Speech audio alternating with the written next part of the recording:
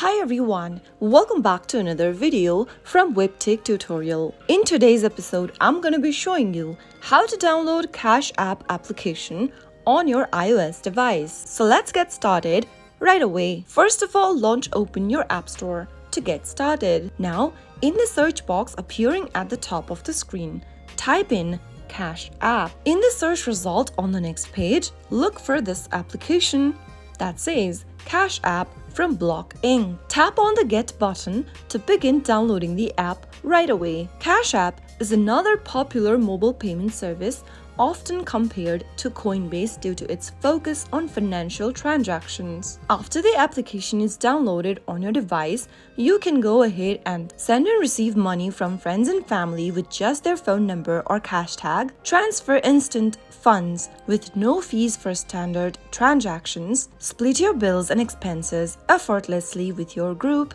and much more. So that is how you can easily download Cash App on your iPhone within a few minutes. If you found the video to be helpful, go ahead and give us a thumbs up. Don't forget to subscribe to our channel by hitting the subscribe button.